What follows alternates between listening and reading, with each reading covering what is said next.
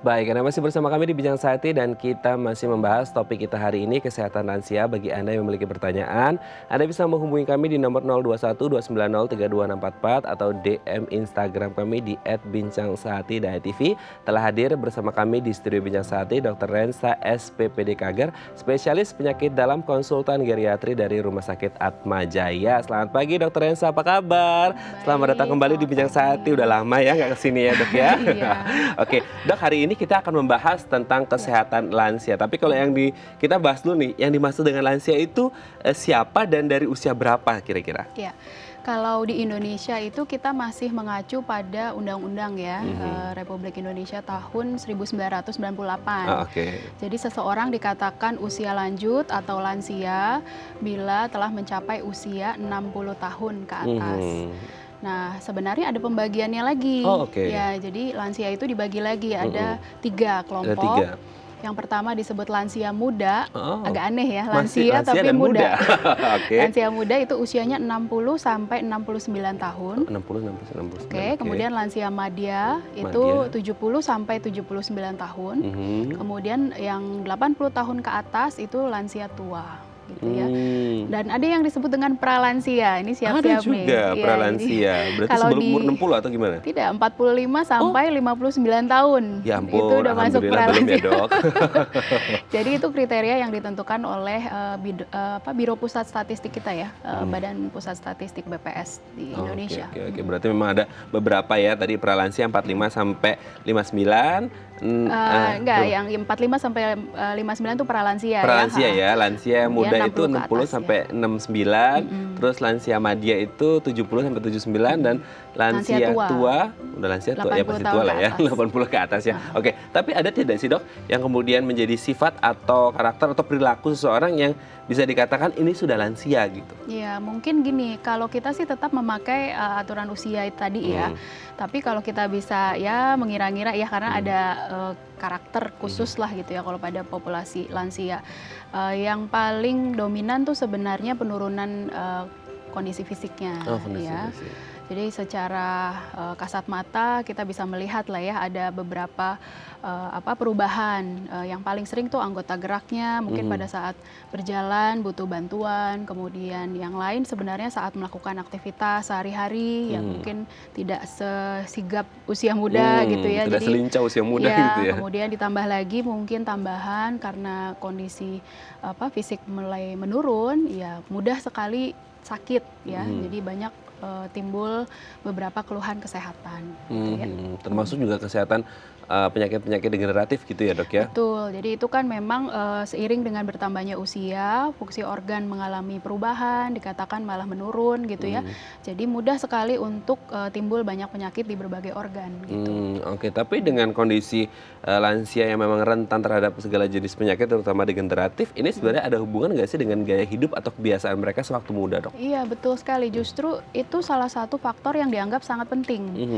Pada saat usia lanjut itu sebenarnya mencerminkan fase kehidupan sebelumnya. Ya, jadi tidak ada satu penyakit degeneratif yang terjadi hitungan singkat ya. Jadi pasti dia butuh waktu, butuh proses menahun gitu ya, kronis kita sebutnya.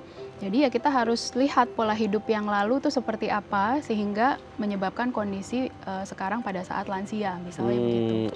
Oke. Kalau tadi dokter mengatakan gaya hidup atau kebiasaan menjadi salah satu faktor atau indikator yang sangat penting terhadap kesehatan lansia, berarti ada beberapa faktor yang lain dong dok selain gaya hidup atau kebiasaan.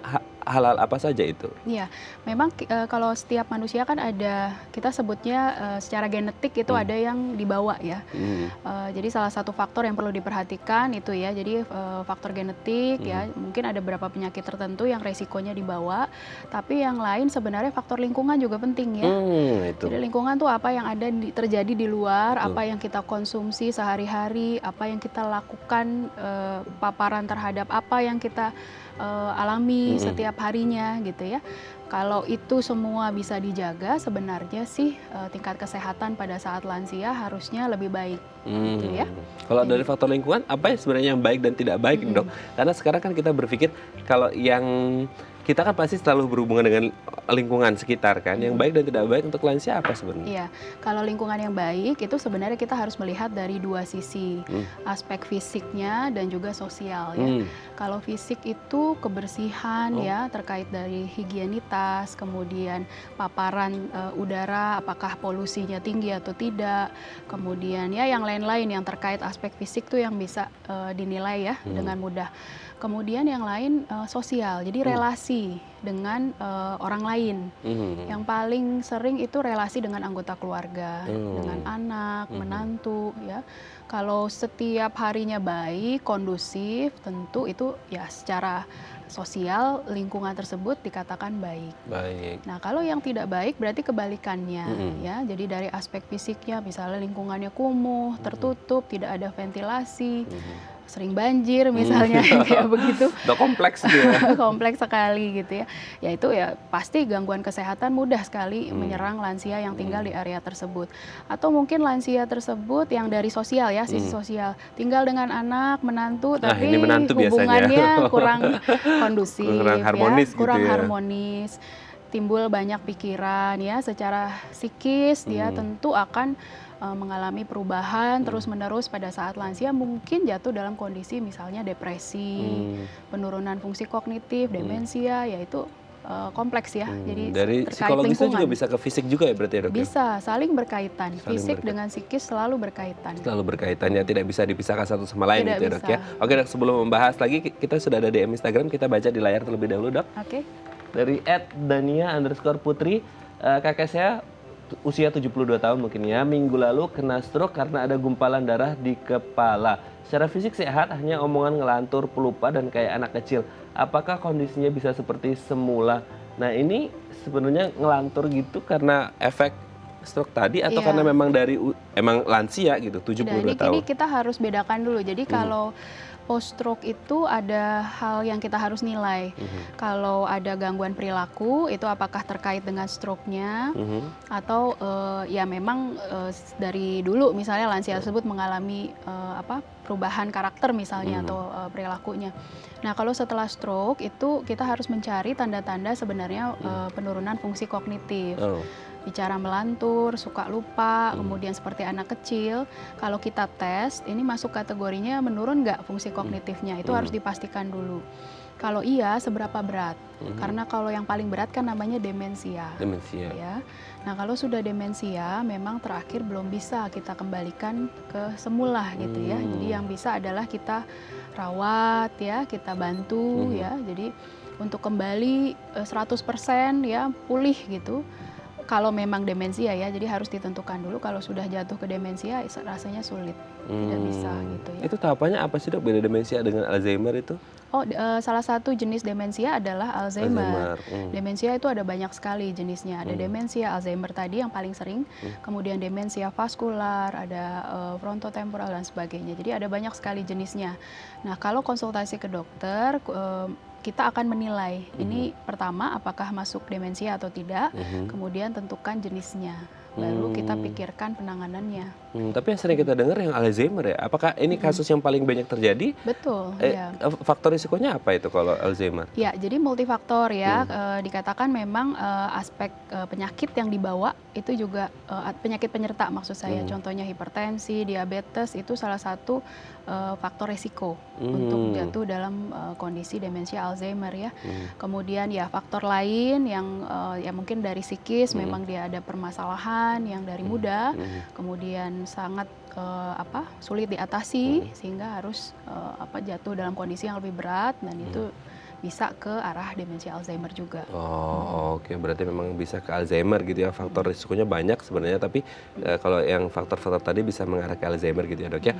Oke, semoga ini bisa menjawab pertanyaan dari Mbak Dania tadi tentang kakeknya. Semoga ya kembali sehat gitu ya, Dok ya. Oke, Dok, nanti kita akan lanjut lagi ngobrol tentang kesehatan lansia, Dok. Bagi Anda pemirsa yang memiliki pertanyaan, Anda bisa menghubungi kami di nomor 0212903244 atau DM Instagram kami di @bincangsehati.tv. Kami akan segera kembali.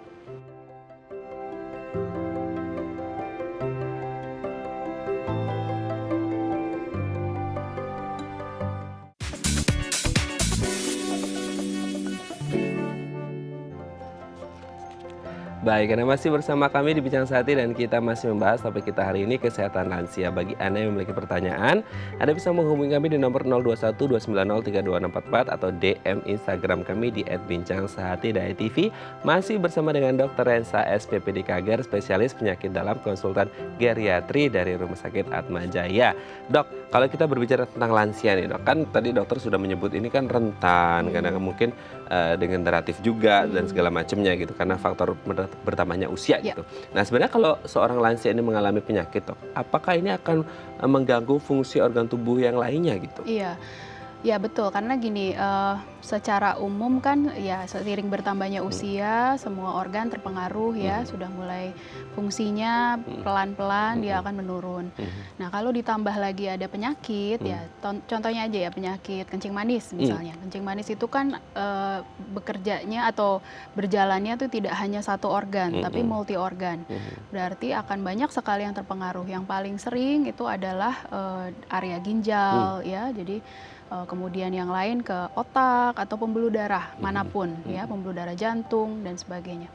Jadi fungsi organ pasti langsung terpengaruh dan paling sering menurun ya. Jadi setelah kena sakit berikutnya ya udah panjang gitu ya ceritanya, yang mungkin pada usia dewasa muda bisa membaik, bisa recovery, mungkin pada lansia butuh waktu dan bahkan mungkin malah ada tambahan organ yang rusak gitu. Berarti ini akan menyebabkan juga bisa komplikasi ya dok ya? Betul, komplikasi itu sangat mudah terjadi ya pada lansia. Jadi mungkin kalau kita yang muda batuk pilek ya, tidak sampai infeksi berjalan ke saluran nafas bawah sampai ke paru misalnya. Karena sudah hilang, lansia bisa. Jadi dari influenza biasa saja itu bisa menyebabkan infeksi di paru, kita sebutnya pneumonia. Nah jadi kondisi yang tidak wajar ya sebenarnya, karena harusnya itu penyakit ringan, bisa sembuh dan sebagainya. Jadi sebagian besar kita harus lebih hati-hati pada lansia kalau mengalami penyakit. Ya, kita harus awasi benar-benar organ-organ semuanya aman atau tidak. Gitu ya.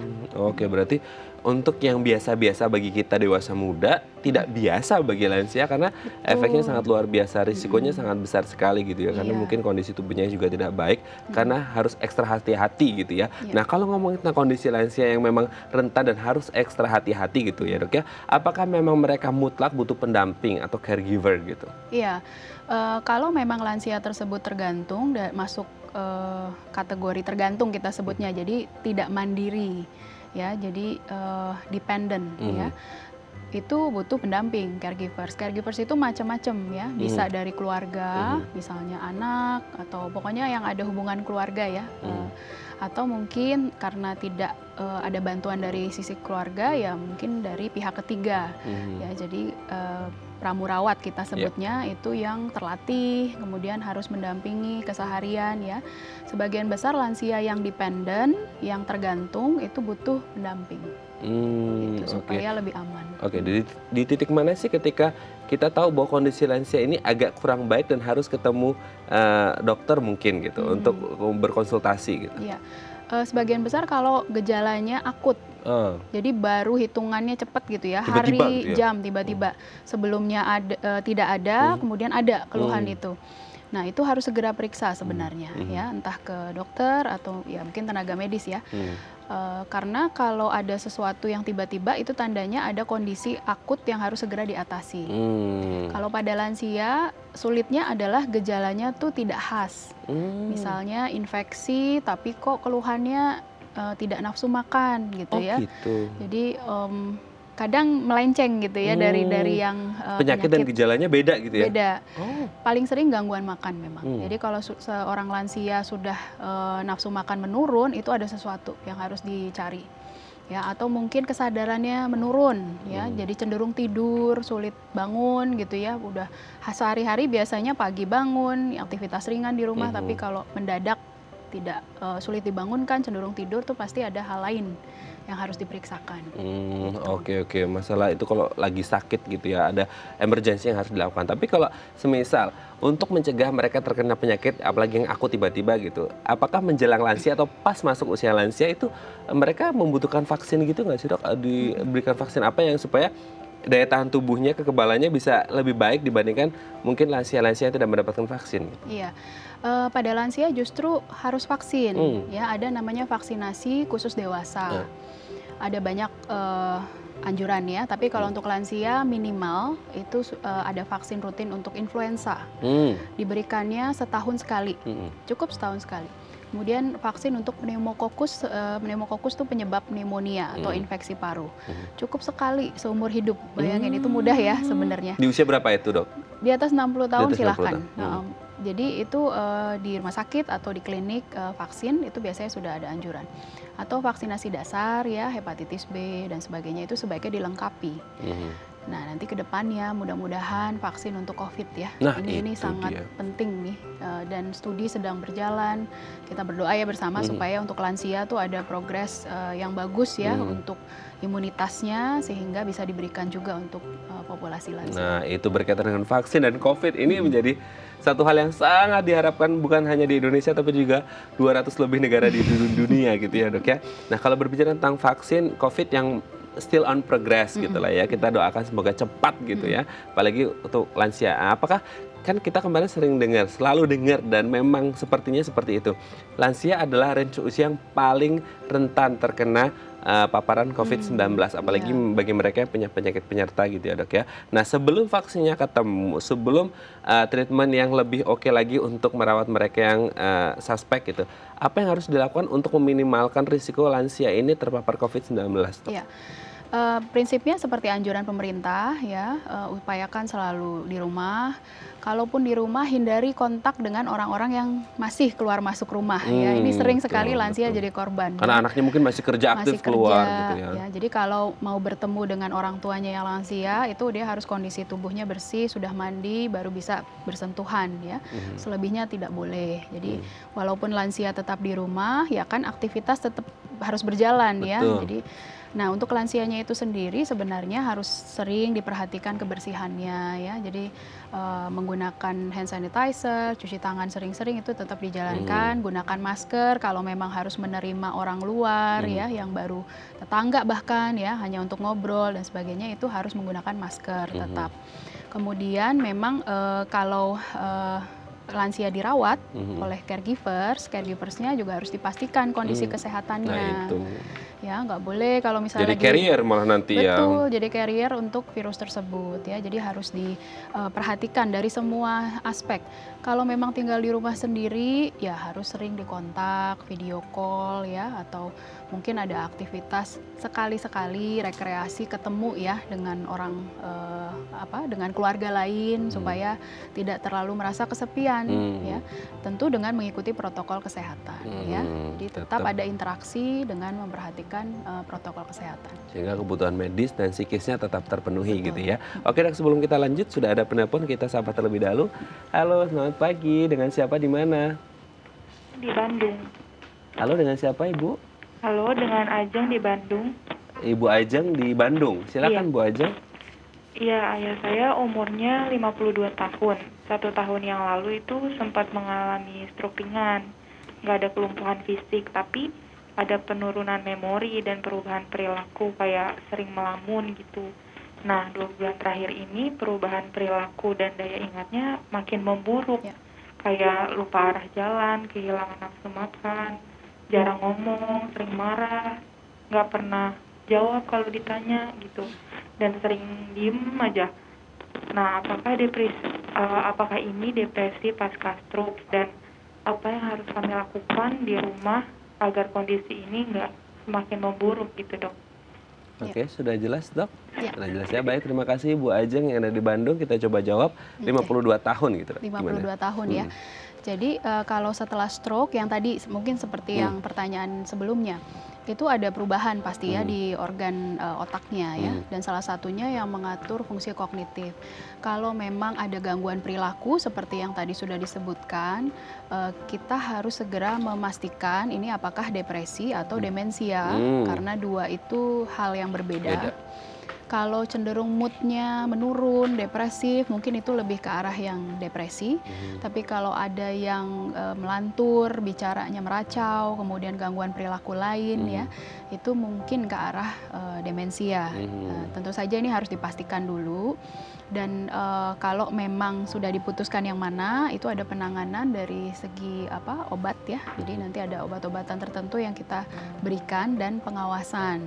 Nah, untuk di rumah, bagaimanapun situasi orang tersebut yang sakit, kita harus tetap berinteraksi ya, harus berusaha menciptakan suasana yang nyaman di rumah. Jadi kalau sering melamun ya didistraksikan ya, dialihkan gitu ya. Misalnya senangnya apa, tergantung lansia itu. Ada yang hobi mendengarkan musik, ada yang hobi lain-lain gitu. Jadi kita perhatikan apa sih yang membuat lansia tersebut berbeda situasi suasana hatinya. Jadi lebih enak, lebih baik itu apa. Nah, kalau sudah tahu ya diupayakan ada stimulus tersebut di rumah. Jadi mungkin ada 1-2 kali kita perlu bicara ya, perlu tanya pelan-pelan, perhatikan ya gerak-geriknya, ini arahnya mungkin kita bisa bantu di mana gitu ya.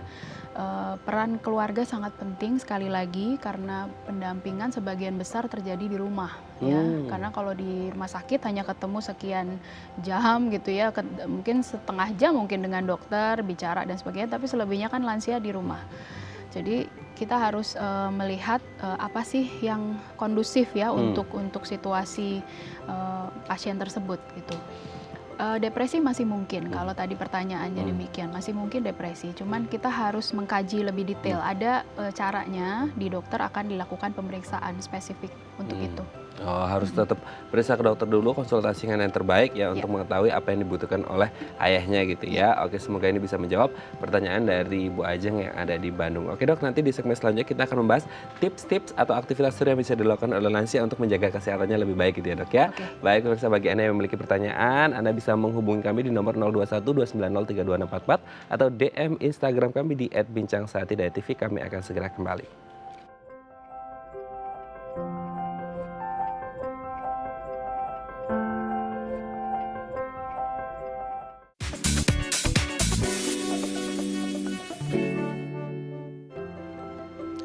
Baik, Anda masih bersama kami di Bincang Sehati dan kita masih membahas topik kita hari ini, kesehatan lansia, masih bersama dengan Dr. Rensa SPPD Kager, spesialis penyakit dalam konsultan geriatri dari Rumah Sakit Atma Jaya. Dok, di segmen terakhir ini kita akan membahas beberapa tips yang bisa dilakukan oleh lansia gitu ya, agar tetap bisa aktivitas seru dan juga sehat gitu ya dok ya. Kita lihat yang pertama, perbanyak gerak. Nah, mungkin kan selama ini lansia-lansia banyak stay at home aja gitu, diem. Ternyata harus banyak gerak gitu ya dok ya? Iya betul, walaupun di rumah saja akan ada banyak aktivitas sebenarnya ya. Walaupun kategori masih ringan ya, misalnya beres-beres rumah ya, atau ya memasak kalau memang lansianya hobi untuk memasak atau aktivitas lain ya. Yang penting bergerak dan disesuaikan dengan kemampuan dari lansia tersebut. Ada yang mungkin perlu bantuan, ada yang mungkin perlu alat bantu yang dipakai sendiri, misalnya tongkat atau apa. Tapi setidaknya lebih baik kalau lansia tersebut banyak gerak, dan kalau tidak ada masalah untuk berjalan, dianjurkan memang ada aktivitas berjalan pagi misalnya ya. Di area sekeliling rumah mungkin, kalau memungkinkan ya, kalau memungkinkan sekali lagi. Jadi kita perhatikan juga situasi rumah, berjalan di dalam rumah pun kan satu hal yang baik sebenarnya. Ya tetap harus bergerak intinya gitu ya dok ya. Oke, kita lanjut yang kedua. Berkebun, nah ini kayaknya yang rame, happening, viral, trending di mana-mana. Semua orang sama pandemi karena stay at home banyak yang berkebun, bercocok tanam. Ini juga baik ya untuk lansia. Iya betul, jadi kalau berkebun itu kan seperti kita ada unsur untuk merawat ya, jadi caring. Bagaimana sih caranya tanaman itu dijaga supaya dari tunas bisa bagus gitu ya. Berkebun itu aspek rekreasinya sangat dominan sebenarnya. Jadi melihat bunga, tanaman warna hijau itu sudah pasti efeknya tenang, bikin seger nyaman gitu ya. Untuk lansia sangat dianjurkan untuk berkebun ya. Untuk berkebun ya, karena bisa merawat lebih detail lagi, otaknya tetap aktif gitu ya. Harus nyiram tanaman nih kayaknya, harus metik tanaman, harus mana nih, kayaknya seru gitu ya. Oke, kita lanjut. main dengan cucu. Nah, ini harus dibedakan main dengan cucu atau merawat cucu gitu ya. Jangan kemudian harus merawat cucu, bermain dengan cucu itu kegiatan yang fun juga untuk lansia ya, Dok? Iya, kalau di ilmu geriatri namanya aktivitas intergenerasi ya. Intergenerasi. Jadi antara usia yang jauh gitu ya, lansia dengan cucunya itu pasti ada perbedaan ya. Aktivitasnya mungkin disesuaikan. Kalau lansia mungkin nggak bisa yang terlalu berat ya, gendong-gendong atau ngangkat-ngangkat benda berat kan mungkin jangan terlalu dipaksakan ya. Yang paling sering kalau cucu tuh aktivitas misalnya dengan gadget ya. Sekarang lagi demam TikTok misalnya ya, main seperti TikTok itu ya. ya, main tapi ya hanya untuk senang-senang aja ya, untuk happy-happy aja. Jadi mungkin main dengan cucu ini satu alternatif ya untuk mendistraksi atau untuk mengisi waktu luang lah di rumah. Selain aktivitas gerak fisik bisa ke fisiknya, ke organ tubuh, juga ada ketenangan, kebahagiaan gitu ya, Dok ya. Oke, kita lanjut selanjutnya. Binatang peliharaan. Nah, mungkin ini yang banyak they love their pets gitu kan. Banyak yang kemudian mereka cinta banget sama petsnya, mungkin bahkan kadang-kadang sering diajak ngobrol gitu ya, Dok. Nah, ini kemudian bisa menjadi apa ya, companion yang pas banget untuk para lansia gitu ya. Iya, karena kan kalau tadi berkebun itu mungkin nggak bisa diajak bicara yang tidak ada interaksi yang langsung ya. Kalau dengan binatang peliharaan mungkin ada gerak-geriknya, ada respon ya, kalau dielus atau apa tuh pasti ada respon. Nah, seperti itu mungkin satu faktor juga untuk lansia di mana dia bisa mengetahui apa saja yang dibutuhkan oleh binatang peliharaannya, kemudian menyiapkan, itu melatih juga memori, menstimulus kognitif juga ya, aktivitas yang mungkin sifatnya untuk kita yang tidak biasa pelihara binatang itu seperti memandikan, membersihkan.